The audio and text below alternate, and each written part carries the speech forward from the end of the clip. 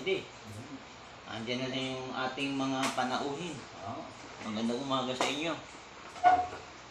Nandito si Eduardo Reterta. Sa aking tahanan. At ako'y kanyang dinalaw. Sa napipintong paglabas ng tungkol sa matagal na niyang pinuhunanan ng kanyang buhay at kabuhayan.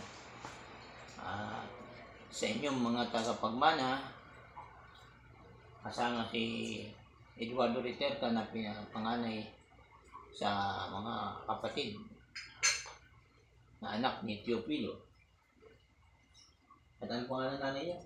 Si Elisa. Si Elisa. O kayong mga pamangkin, dumalaw ang inyong tiyuhin, kapatid ng inyong magulang sa akin. Bunga ng mga sadya niya sa akin. Pero bago siya magsalita, ako muna. Sa mga inyo na may layunin na malaman kung anong kalagayan ng usapin sa hukuman at tapos na ang paglilitis, iniitay na lamang ang kapasyahan ng hukom. Hindi namin hawak ang isip ng hukom. Wala kaming kinalaman doon. Kaya kung magtatanong ang sino man sa inyo, kamusta, mananalo ba tayo? Huwag niyong itanong sa akin yun. Alam naman natin lahat kung ano yung lakas ng ating pakikipaglaban. Kung tayo mahina o malakas. Alam niyo naman lahat yun eh. Ngayon, ako'y nandito para kami humarap dalawa. Para magkaroon din ng konting ninaw sa mga iba dahil hindi may iwasan yan. At inaasahan ko na yan sa mga ganitong kalagayan ng panahon. May mga talagang paulit-ulit. Hindi lang sa mga sa mga partido na hawak kong kaso na ito, kundi sa iba pang mga tao na may interest. Maglilitawan yan eh.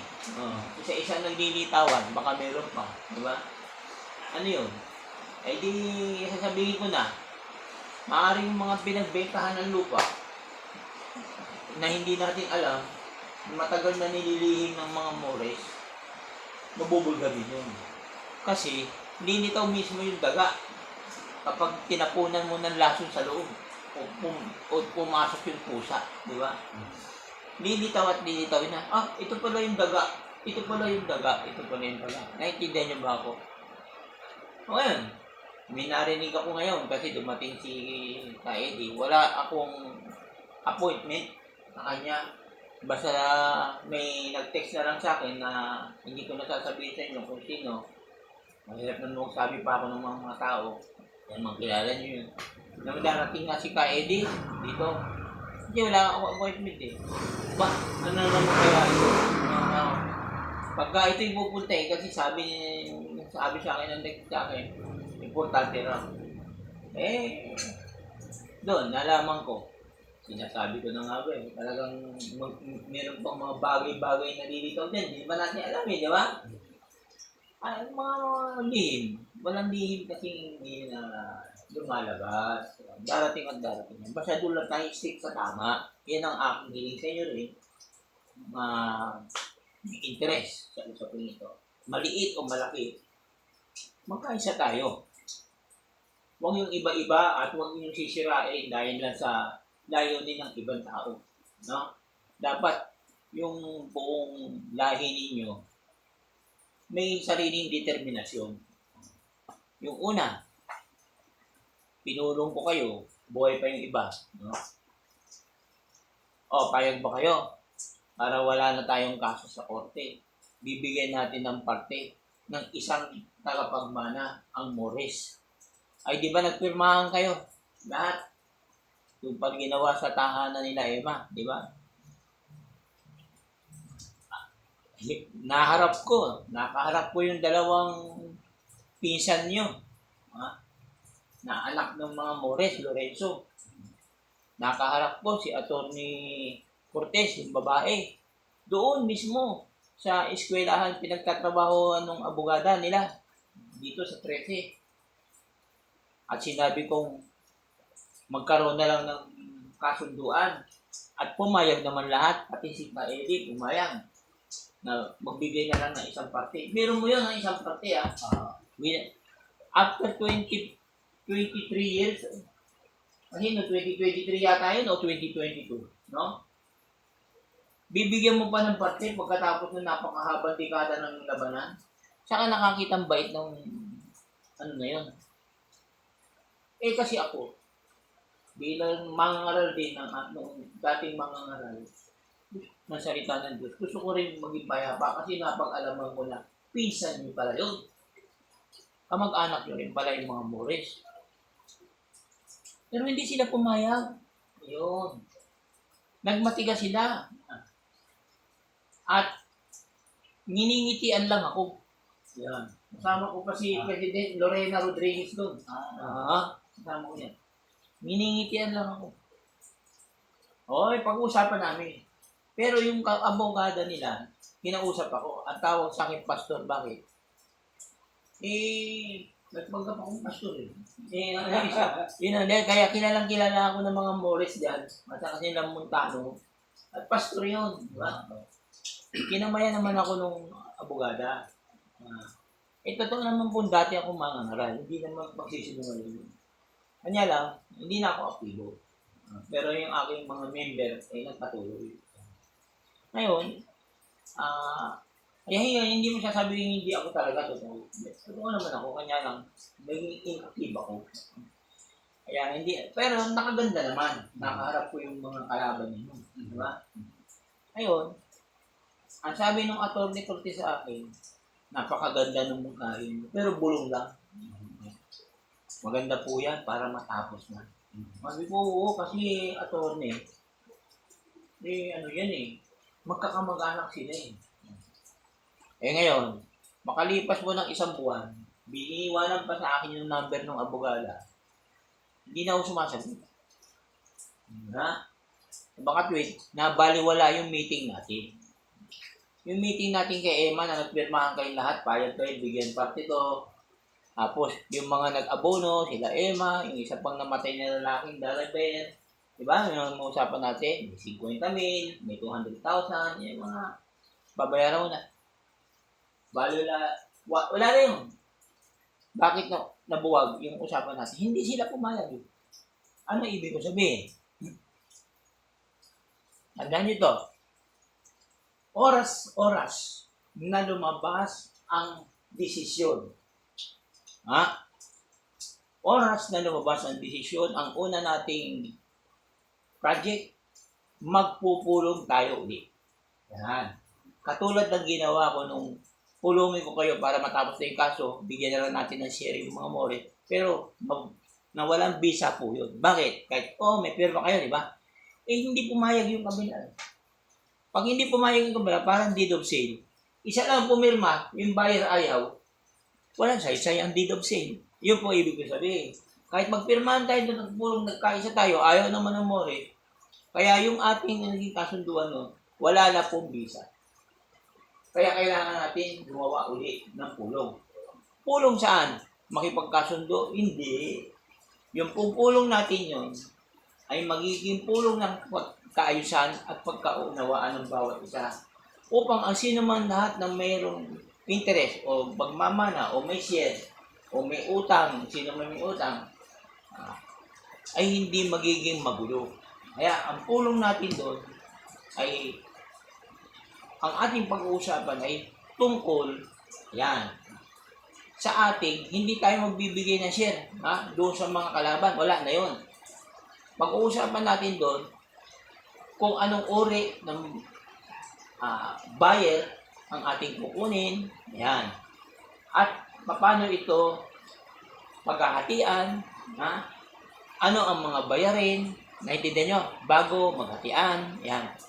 Ayan ang sinasabi ng batas, bayaran muna ang utang ng mga namatay. Eh, matagal nang patay yung lolo nyo eh. O yung tatay nila, no? Eh, ano yung babayaran na? Aba, unang-una, hindi mo, halimbawa, sinabi ng hukuman, kansilahin yung fake title yan ng Mores at palitan ng bago, uutusan ngayon yung register of deed. Eh, ang laki ng babayaran ng buwis doon pag nagpa-title ka. Kaya yun ang tinatawanan si Ka-Eddie doon eh. Tinatawanan. Wala naman kayong pera eh. Laki-laki, milyon ang babayaran nyo dyan. Ganyan. Di ba? Paano nyo magpapatituluhan yan? Ang laki ng babayaran yung buwis dyan. Malaking lupa yan sa ngayon. Wala naman kayong pera. Huwag kayong masiraan na loob. Kasi, didiretsuhin ko na, hindi ko problema yun. Kung sino yung buyer, siya na lahat ang gagastos noon. Awas doon sa halaga. Ayan. Kaya wala tayong problema doon po. Ang importante, mahawakan natin yung desisyon. Pag nahawakan yung desisyon, doon na tayo magpupulong uli. At hinihiling ko kay Emma na diyan na lang sa kanila uli. No? Kasi maliit yung lugar ko. Malayo. Mas maganda doon sa inyo. Mas malapit ang mga tao. Ayan. Yan ang pati ko bago ko salitain si Ka-Eddie. Pero, gusto ko sabihin sa inyo, ang una natin, pag nagpulong tayo, ang una kong panukala, at least para handa na kayo. Kasi ikakalat ko itong video sa mga kamag-anak nila. Kamag-anak nila. Huwag nyo, sa mga kamag-anak naman ng Duterte, pakiusap ko lang. Huwag nyo na pakikita sa hindi nyo kamag-anak. Kasi atin to eh. No? Halimbawa, si Susan, na anak ni Kacholing, nagtatrabaho sa City Hall ng Maynila. Halimbawa lang. Tapos sasabihin niya kay Mayor Don Lacuna, ganito ganyan. Huwag ganon. Magkaroon tayo ng secrecy. Kaya ako ito ginagawa para hindi tayo magkagulo-gulo. Lalo na ngayon, di ba? Hindi pa natatapos ang kaguluhan. Yung gusto manggulo dyan, hindi pa natin alam kung ano plano, di ba? Para sirain.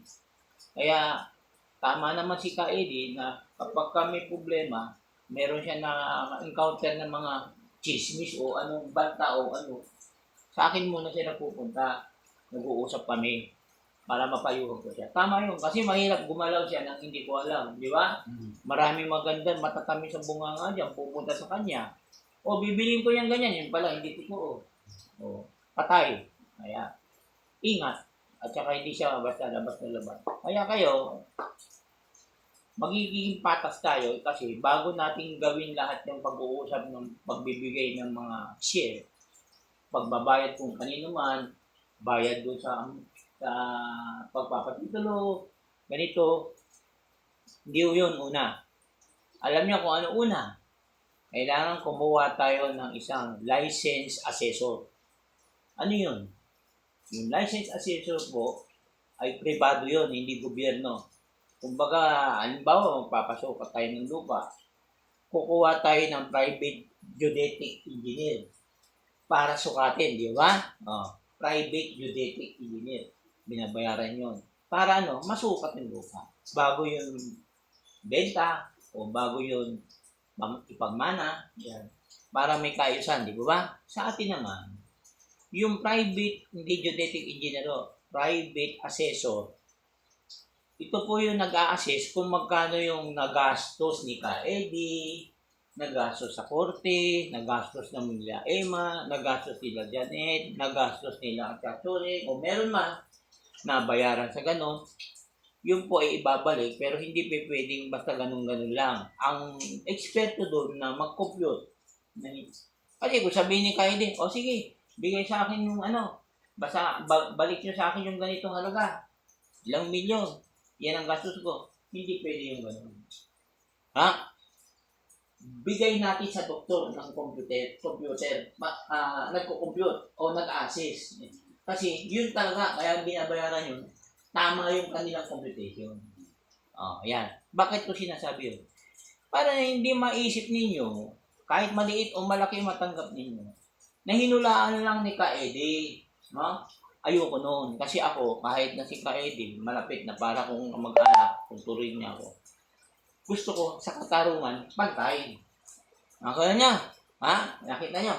Kaya kung ano yung sasabihin, siyempre, wala namang alam yung private license assessor kung magkano ito yung i-interviewin siya. Di ba? Oh. Ngayon, kung silang dalawa lang, pwede niyang sobrahan. Hindi po. Pag in-interview siya, bawat angkan na anak ni Teofilo, no? Mga pamangkin, kung patay na yung magulang, may kinatawan. Sasama yun kay Ka Eddie sa opisina ng private license assessor kung saan tayo kukuha sa Makati o ano. Para pag nagdeklara siya, naririnig nyo. Di ba? Siyempre, aayusin na nilang mag-asawa kung magkano yung nawala sa kanila. May grocery sila. Di ba? Meron silang, ano yung tawag doon, ng butihan, batin. Dealer. Dealer ng soft drink. Di ba? Hindi naman. Basta yung natatanda, may laundry. Ay, ano ba yun? Tailoring. May tailoring. Aayusin niya, magiging ready rin sila mag-asawa bago sila umarap doon. At pag umarap sila doon, kukuha ako ng representative kay Janet, no? Kay Chasuling, kay Emma, di ba? Ganon ang gagawin natin. Habang nag-uusap sila, naririnig nyo. Di ba? Bakit? Patas. Di ba? Alam nyo na. Yan ang una. Hindi ko na... Yung susunod, sa meeting na lang natin. Para alam nyo ang gagawin. Okay? Yan po ang una. Hindi yung paglabas ng desisyon, darating dito si ano ba, si Alex o sino, mag-anak mo, may bayad tayo doon, may bayad tayo doon. Hindi po ganoon. Ha? Aayusin natin. Ngayon, si Ka Eddie, yung iba na gusto ko sabihin, excited na ako sabihin sa inyo, pero doon na lang sa pulong. Ganyan po, magiging patas ako, kaya huwag kayong mag-aalala, lalo yung mga nagtatanong sa akin. Hindi naman ako hukom di ba? Sasabihin nyo, parang sa salita nyo, Justice, panalo-panalo tayo. Sa akin, positive ako. Pero hindi ko sinasabi, yun ang gagawin ng judge. Hindi ko siya pwede pangunahan. Iba utak nun, iba utak ko, iba utak ni Ka Eddie, iba utak nyo. Di ba? Ayokong pangunahan. Iba rin ang utak ng Diyos. Kaya, ang pinaka-the best, ang tayo'y makipag-usap sa Panginoon. Kasi pwede pumasok si Satanas bayaran si Judge di ba? Bantaan si Judge di ba? Kaya, ang ating panalangin ay ang sa Diyos kasi kapag ang Diyos ang kumilos, walang kalaban. Kaya ikaw naman. Sabay sabihin nyo, tapos na yung akin, at least ba't pinaparito rito? Wala rin akong, hindi ako handa nang dumating di ba? Ako, pero nang mababanggit ko, yun lang ang kabuuan. Lakas yun lang, hindi marinig. Nene, kayong mga pamangking ko, kaya kayo napapunta dito dahil nga si Janet ay tumawag sa kanyang TVC sa tita niya na pinapupunta raw ako ni Mayor.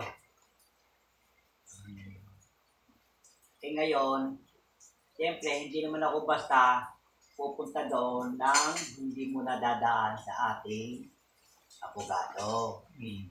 Dahil kasi, una sa lahat, may abogado tayo, hindi tayo pwede-pwedeng lampasan.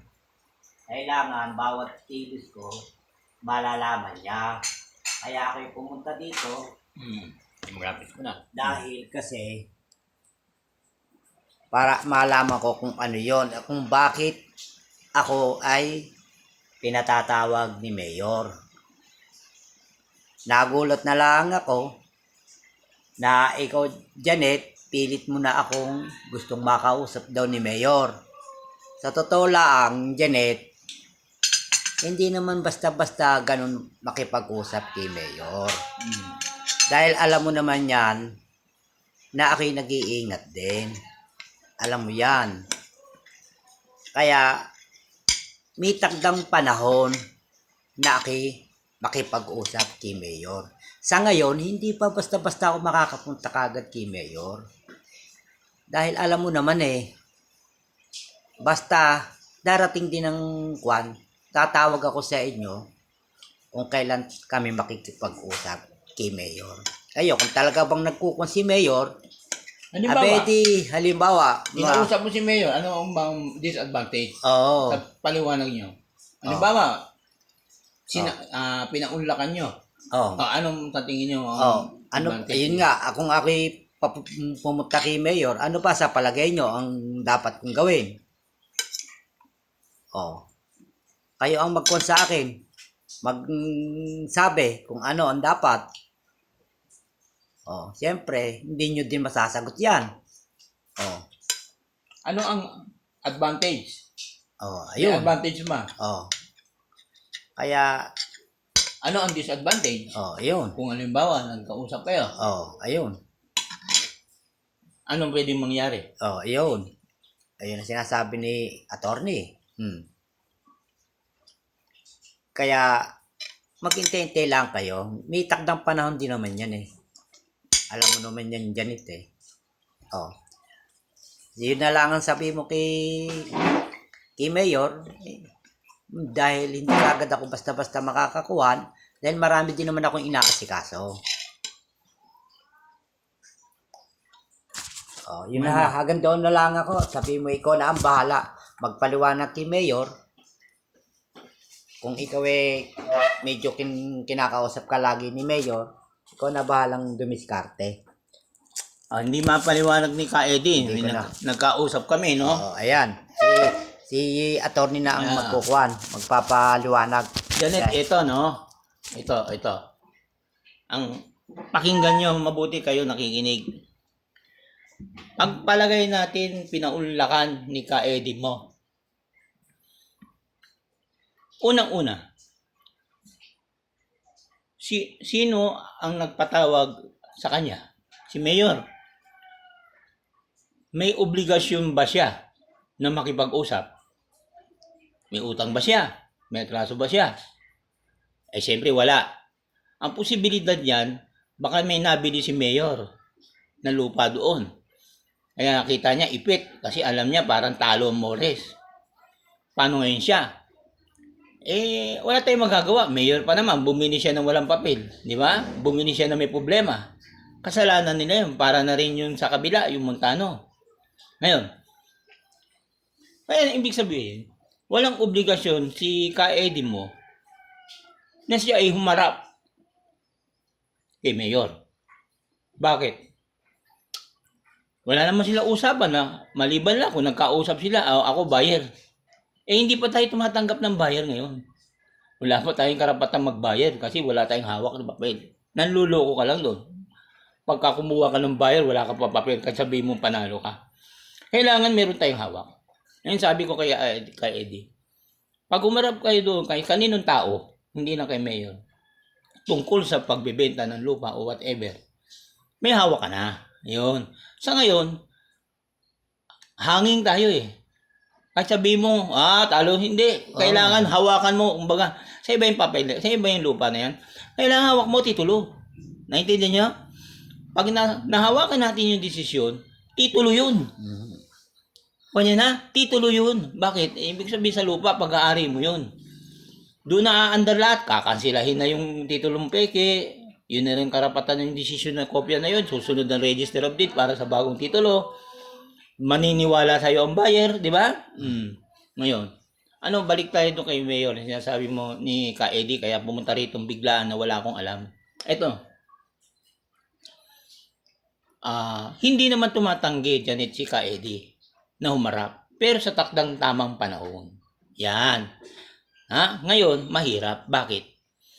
Oras na pinaunlakan niya kahit hindi si Mayor, kahit si mga Montano o kahit sinong Remulla o sino man na may interest na hindi pa lumalabas ang desisyon at nakausap kahit sa telepono. Nakausap talaga. Alam mo ang danger niyan?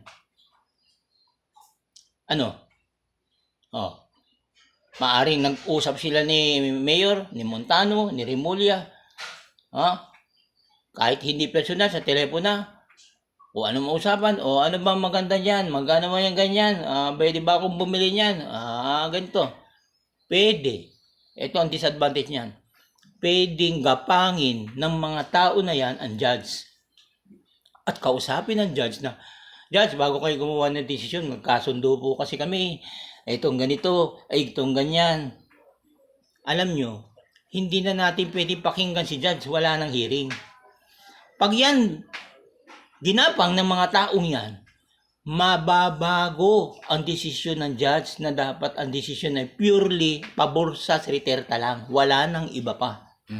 Dito, ganun ho ba, Governor? Ganun ho ba, Mayor?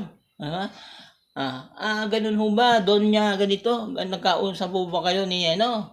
Ay, ano ba katibayan? Ito ho, may text. Ito ho, nag-usap kami. Pero sa totoo, anong ibig ko sabihin? Pwede nilang palabasin na anong tawag doon? Pumapahayag si Ka-Edi. Ang Duterte sa bagong amicable settlement na hindi niya alam, pwede mangyari yun eh. Ano mangyayari? Mababago desisyon. Ayan, ibig sabihin. Yun ang danger doon, hindi mo alam. O kahit na hindi yun. Basta pwede nang gamitin nila yung pagharap ni Ka-Edi o pakikipag-usap sa telepono para lapitan ng sino man ang judge, ang korte at ma-impluwensya ng korte. Huwag na lang pong ganun. Kasi baka tumagal pa. Ba't wala pang desisyon? Yung pala magpunta natin sa korte. Kasi po pumunta rito si governor kasi daw po nagkasundo na raw kayo, ganito ganyan. Patay.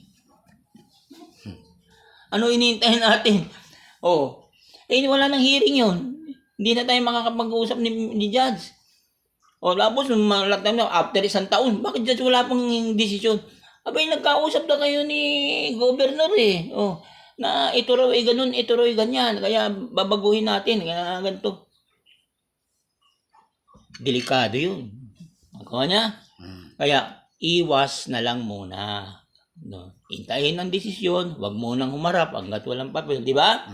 Wag tayong atat, di ba? Ang ganun nangyayari, excited tayo, puro ganun Alalahanin nyo, 24 na taon tong paghihirap na kaso.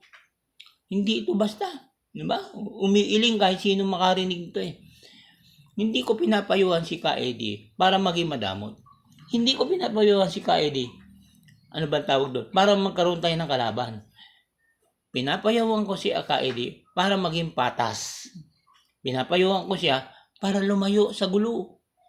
Lumayo sa lalong magpapaantala sa ating iniintay na tamang proseso ng kaso. Ano yun? Hintayin na lang yung desisyon. Amicable settlement pa dyan, malilintikan tayo niyan.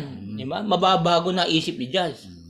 Yun ang aking mungkahi kay Ka-Edi. Kung si Ka-Edi, kung ano yung gusto nilang gawin, sa kanila yun. Yung aking mungkahi lang. Naintindihan nyo, Janet, Emma, sino ba isa? Si Ate Choling. Hindi, si Alex ba yun? Hindi, yung lalaki, hindi may messenger na friend laki Si Feliciano ho yun. Si Feliciano, sino ba? Si La Susan, sino ba? Yan, sabihin nyo.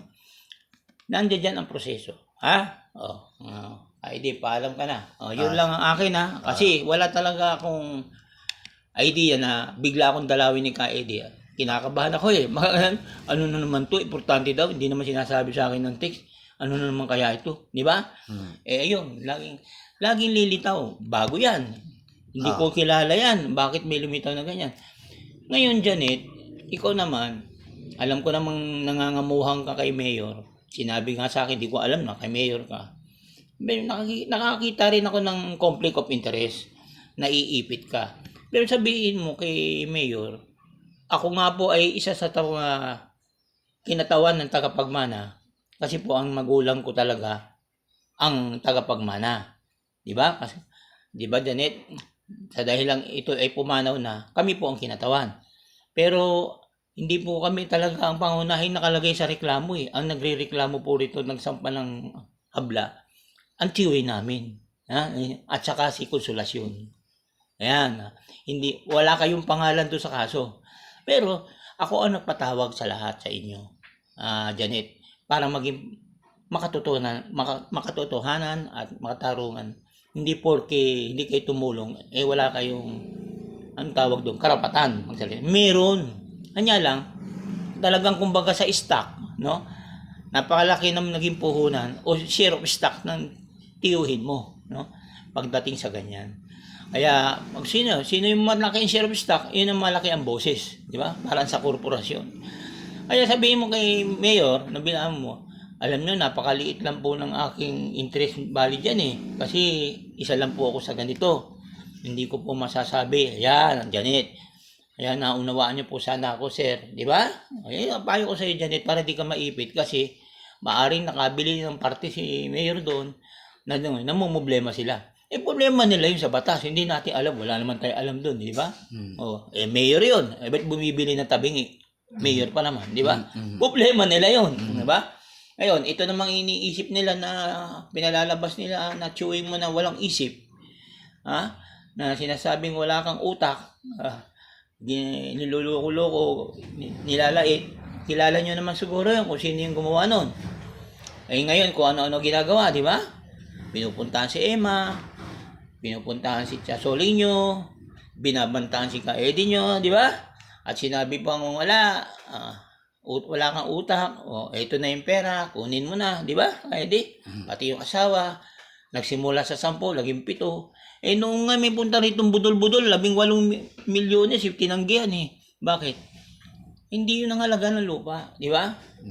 Ngayon, tuturo ko po sa inyo ang tamang proseso at sino talaga ang tamang buyer. Ang buyer natin yung korporasyon. Kundi naman, taga-ibang bansa.